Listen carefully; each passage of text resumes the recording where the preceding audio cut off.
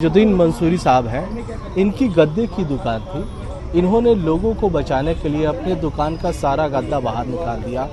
इनसे जानने की कोशिश करते हैं। मंसूरी साहब, क्या मंजर था? आपने जो काम किया है वो बेहद तारीफ के लायक है।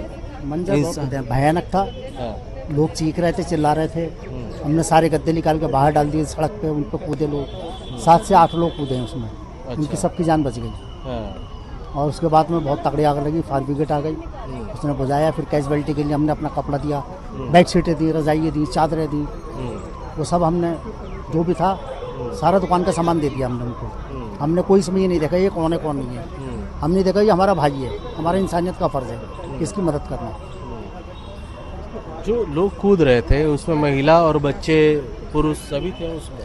हाँ, उसमें पुरुष भी जो कूदे हैं, 2 लेडीज़ हैं और 6 पुरुष थे जो कूदी ऊपर से, चौथी और 5वीं तीसरी से। अच्छा, तो आपको भी चोटें आई हैं जब आप लोगों को बचा? हाँ, मेरे पैर में घुटने में तकलीफ हो गई, झटका आ गया। और बच्चे के पैर में कांच लगा है। मेरा बेटा अरमान। अच्छा, उनके पैर में कांच है। सर, आपने जो काम किया है वो एक इंसानियत की मिसाल है।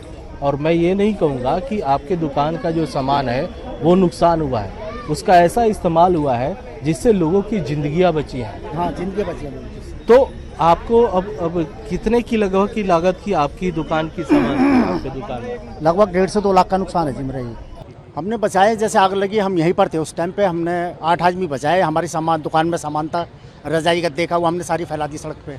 उसमें 8 लोग कूदे ऊपर से, छत पर से, पहली, दूसरी, तीसरी, चौथी से। बिल्डिंग के सामने मेरी दुकान है, मंसूरी कॉटन शॉप के नाम से। आपने अपनी दुकान से गद्दे निकाले? हाँ, गद्दे निकाले, सारा सामान दे दिया। उसके बाद में जब आग लग के फायर ब्रिगेड आ गई, उन्होंने फिर आग बुझा दी। उसके बाद में जो डेड बॉडी थी उनके लिए हमने सारा कपड़ा दिया, रजाई, चादर वगैरह, बेडशीट वगैरह सब हमने दिए। वो अंदर लाने जो लेकर के आए थे उनको, डेड बॉडी को। आपने तकरीबन कितने लोगों को रेस्क्यू किया? ऐसे समझ लें लगभग हमारे नज़र में 20-25 को तो हमने कराती इसको। और तकरीबन कितने लोग अंदर थे? लगभग होंगे इसमें लगभग 50-60 के बीच में होंगे। क्या फायर ब्रिगेड टाइम पर पहुंच पाई थी? हाँ, फायर ब्रिगेड टाइम पे आ गई थी। उन्होंने काफ़ी हेल्प की उन्होंने। लोग किस प्रकार से बाहर है? जैसे आपने गद्दे बिछाए हुए थे, कितने ऊपर से लोगों ने छलांग लगाई, कितने मंजिलों से? चौथी मंजिल से कूदे, तीसरी से, दूसरी से, ऐसे कूदे ये लोग सब। फिर उसके बाद में फायर ब्रिगेड ने अपना कंट्रोल कर लिया, आग बुझा दी। फिर उन्होंने, उनके साथ में पब्लिक भी लगी, मेरा बेटा भी लगा, अरमान मंसूरी। आप लोगों ने क्या अंदर जाकर भी लोगों को निकालने? हाँ, अंदर भी निकाला। जो हमारे साथ में 8 लड़के हैं जो इसी गांव के हैं, इसी मार्केट के हैं, उन्होंने काफ़ी हेल्प की इसमें। काफ़ी हेल्प हुई? हाँ जी, हाँ जी। कितना समय लगा ये सब पूरे रेस्क्यू जो आप लोगों ने किया था इसमें, गद्दे बिछाने में? लोगों कैसे बताया गया कि वो कूद सके नीचे, गद्दे बिछाए गए? हमने गद्दे बिछा दी, इशारे से उनको आवाज़ लगा के शोर मचा रहे थे वो, कहीं बचाओ बचाओ। मैंने कहा आप इस पे कूदें, इस पे आइए, इस पे कूदें। तो हालांकि चोट उनके भी लगी और जान बच गई उनकी। ये किस प्रकार से इस चीज़ का ख्याल आया कि ऐसे गद्दे बिछाकर लोगों को दबाया जा सकता है? नहीं, इतना तो आदमी जंपिंग बन जाती है इतनी, उसमें गद्दा बिछाने से जंपिंग होती है, उसमें चोट नहीं लगती उसमें कूदने से। हल्का फुल्का फ्रैक्चर तो आता है, मगर ऐसा नहीं होता कभी बंदा जान से चला जाए। 8 आदमियों की जान बचाई हमने इसमें। कितने बजे की कॉल दमकल विभाग को मिली थी और कितने जनों को रेस्क्यू किया गया, क्या कुछ सिचुएशन बनी? देखिए, 8:50 पे दिल्ली फायर सर्विस को कॉल मिली थी। 8:51 पे गाड़ियों को भेजा गया था। इनिशियली 7 गाड़ी टर्न आउट हुई थी, फिर कॉल्स जैसे ज़्यादा आई हैं तो उसके बाद और गाड़ियां टर्न आउट करी गई हैं। जो हमारी टीम मौके पर पहुंची थी, उन्होंने आते ही 37 लोगों को इस बिल्डिंग से निकाला है, रेस्क्यू किया है। और अभी उनका स्टेटस मेरे पास नहीं है, हम पता कर रहे हैं हॉस्पिटल से कि उनका क्या स्टेटस है। सर, कितनी फायर टेंडर्स इसमें ऑपरेशन में इंक्लूड रही और क्या कुछ सिचुएशन अभी बनी है कि अभी भी लोग फंसे हुए हैं? देखिए, टोटल फायर टेंडर तो मैं आपको चेक करके बता पाऊंगा, अभी मेरे पास डाटा मुझे देखना पड़ेगा। लेकिन अभी कंडीशन ये है कि आग तो हमने बहुत जल्दी बुझा ली थी आने के बाद, लेकिन हमें कैजुअलिटी इसमें काफ़ी थी, तो 37 लोगों को ऊपर से उतारना, निकालना, उसमें हमें समय लगा है। और अभी हमने बिल्डिंग को सर्च कर लिया है, पूरा फाइनल सर्च कर दी है। बिल्डिंग को हमने क्लियर कर दिया है पुलिस के लिए, पुलिस ने उसको बिल्डिंग को कॉर्डन ऑफ कर दिया। कितनी डेथ्स अभी तक डिक्लेयर हुई? डेथ्स के लिए मैंने आपको भी बताया, कंपनी जो हमारी टीम्स हॉस्पिटल्स में भेजी हुई हैं उनसे हम पता कर रहे हैं कितने कैजुअलिटी डेथ में कन्वर्ट हुई हैं और कितनी कैजुअलिटी इंजर्ड हैं। सर, क्या पूरी बिल्डिंग में आग फैल गई थी? क्या कुछ काम हो रहा था? कमर्शियल थी, रेजिडेंसी? देखिए, ये बिल्डिंग जो है बेसमेंट, ग्राउंड +5 अपर फ्लोर है। और ऐसा लगता है, ये पता लगा है लोगों से, यहाँ जो पता लगा है वो ये पता लगा है कि मैक्स हॉस्पिटल सामने ही है, तो यहाँ पर अधिकतर वो लोग रह रहे थे जिनके पेशेंट्स सामने हॉस्पिटल में एडमिट हैं। तो ये पेइंग गेस्ट कई तरह से रह रहे होंगे या किस तरह से रह रहे थे, ये अभी मेरे पास डाटा नहीं है, हमें कुछ इस बारे में जानकारी नहीं है। सर, फॉरनर्स भी रह रहे थे? हाँ, फॉरनर्स भी थे, कुछ फॉरनर्स भी हैं। जो हमने जो ऑफिसर यहाँ शुरू में पहुंचे थे उनसे पूछा तो उन्होंने बताया कुछ फॉलोअर्स भी थे। स्टॉपेज आगे आपके? स्टॉप तो बहुत पहले आ गया था, अभी बिल्डिंग भी हमने क्लियर कर दी है, बिल्डिंग में अब पुलिस ने कॉर्डन ऑफ भी कर दिया बिल्डिंग। मैं जितेंद्र कुमार, एसडीएम डीडीएम में साउथ डिस्ट्रिक्ट। जैसे ही मुझे सुबह जानकारी मिली इस बारे में, हमने अपने डीडीएम में सेल को एक्टिवेट किया। वहाँ से सभी ईओसीज को सूचित किया गया और तुरंत यहाँ पहुँचने के लिए बोला गया। मैं खुद भी, मुझे ट्रेनिंग पे जाना था पर मैं भी फिर यहाँ छोड़ के यहाँ के लिए हुआ। यहाँ ने पता लगा कि बिल्डिंग में इसमें नीचे कोई रेस्टोरेंट रन कर रहे थे, तो अभी कारणों का पूरा नहीं पता है, पर मोस्ट प्रॉब्ली उस रेस्टोरेंट की वजह से कुछ आग लगी है। जो घटना हुई है, कितने घायल हैं, कितने मृतक अभी तक बताए जा रहे हैं? अभी एग्जैक्ट डिटेल्स अवेलेबल नहीं हमारे पास में। 4 बॉडी निकाल के हम हॉस्पिटल जा चुकी है, वहाँ से कंफर्मेशन आई कि क्या पोजीशन है उनकी, और 7-8 लोग और भी ले आ चुके हैं, घायलों को भी। सर, जो कानून का उल्लंघन कर रहे हैं उनके खिलाफ आप क्या सख्त कार्रवाई करने का निर्णय सोच रहे हैं? इनके ऐसी घटनाओं की पुनरावृत्ति ना हो, इसके लिए इन पे सख्त कार्रवाई तो करनी जरूरी है। हम कंसर्न डिपार्टमेंट्स को भी आदेश दें कि जो गलत तरीके से इस तरह का काम कर रहे हैं, किसी और लाइसेंस की आड़ में होटल चला रहे हैं, इन पे एक्शन लिया जाए। आग जब लगी थी सर, तो क्या छत से भी लोग जान बचाने के लिए कूद रहे थे? कुछ लोग रूम से अपने कूदे थे, ऊपर से रूम से, फोर्थ फ्लोर से। यहाँ के लोकल लोगों ने गद्दे नीचे लगा दिए थे ताकि जिसपे उनको चोट ना लगे। एक से ज्यादा बिल्डिंग में आग फैली है या फिर एक ही बिल्डिंग में है?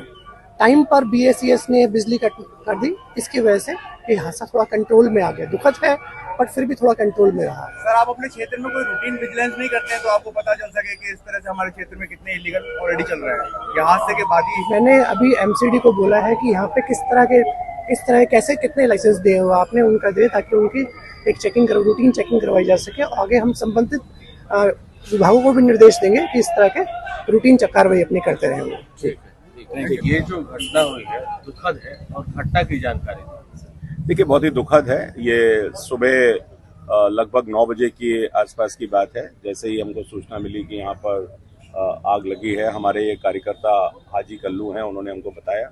तो इमीडिएटली जो हमारा फर्स्ट रिस्पांस था वो रिस्पांस था कि डिजास्टर मैनेजमेंट, हमारे एरिया के डीएम, हमारे एसएचओ, हमारे एसडीएम, हमारे एमसीडी के डीसी, इन सब लोगों को हमने पूरे सिस्टम को एक्टिवेट करके, और स्वयं भी हम भी यहाँ पर आए। लेकिन अब ये घटना तो बाद में ही पता चलेगा कि किस कारण से ये फायर का जो घटना हुई है, आग लगी है।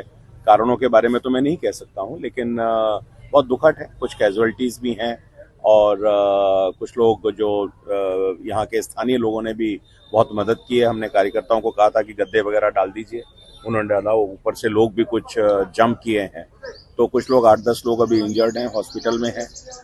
लेकिन एग्जैक्ट नंबर अभी मैं नहीं दे पाऊंगा, क्योंकि एसडीएम भी यहाँ खड़े हुए हैं, एसी भी यहाँ खड़े हैं, पूरे डिपार्टमेंट के, पूरी पुलिस पूरी तरीके से, पूरा दिल्ली पुलिस उसी समय पुलिस ने रिस्पॉन्ड किया, उसी समय फायर ने रिस्पॉन्ड किया, उसी समय डीएम ने रिस्पॉन्ड किया, और नो टाइम जो प्रशासन को यहाँ सहायता करनी चाहिए थी, प्रशासन पूरा का पूरा सिस्टम यहाँ खड़ा हुआ है।